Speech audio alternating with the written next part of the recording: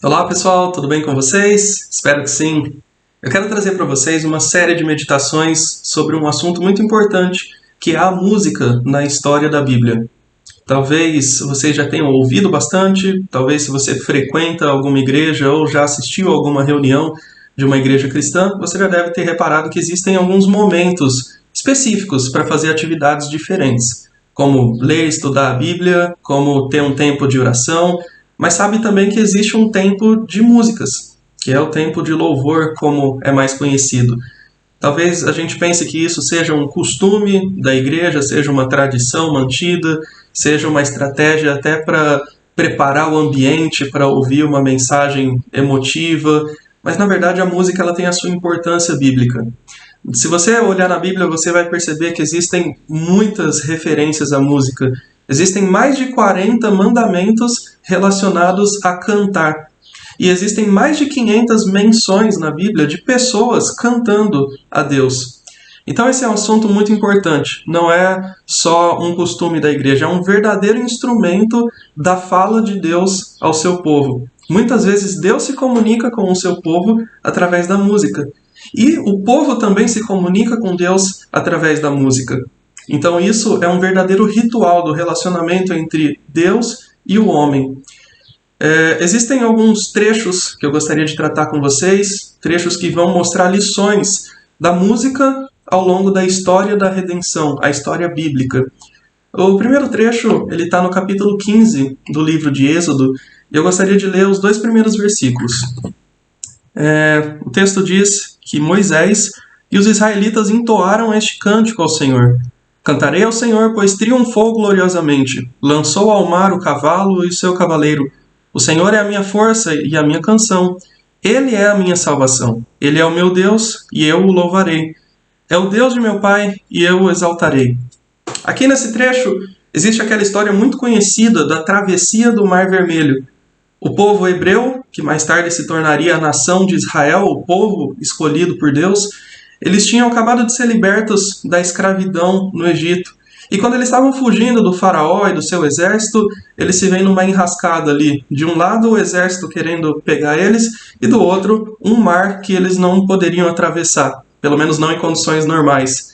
Mas Deus, de uma forma sobrenatural, orienta Moisés para que levante seu cajado e assim o mar se abre e o povo consegue passar sem molhar os pés ali pelo Mar Vermelho.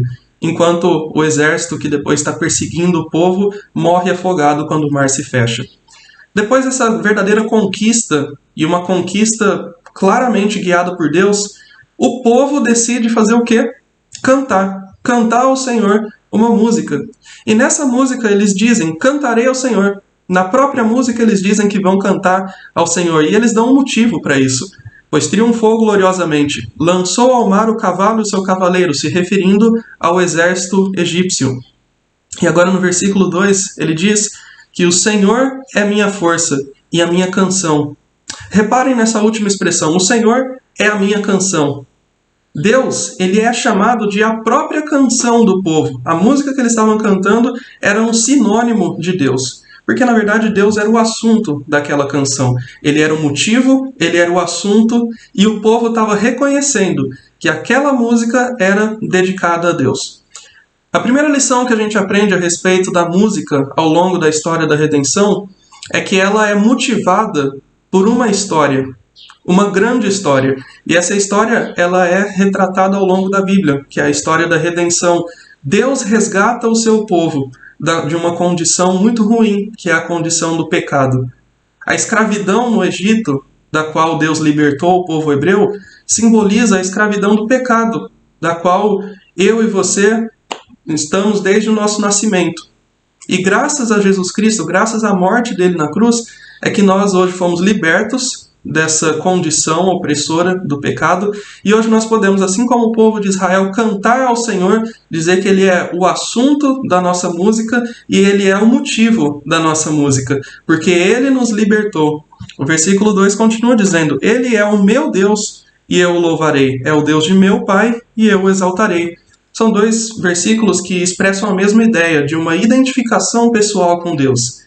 Evidentemente, aqueles que podem cantar que Deus o libertou são aqueles que já foram libertos por Deus e hoje já se identificam com Ele. Esse é um privilégio do povo de Deus, que é a Igreja de Cristo. Então, esse foi o nosso primeiro tempo de meditação. Eu espero trazer outros trechos para vocês, para que a gente possa tirar outras lições da música ao longo da história da redenção. Um abraço para vocês e até mais!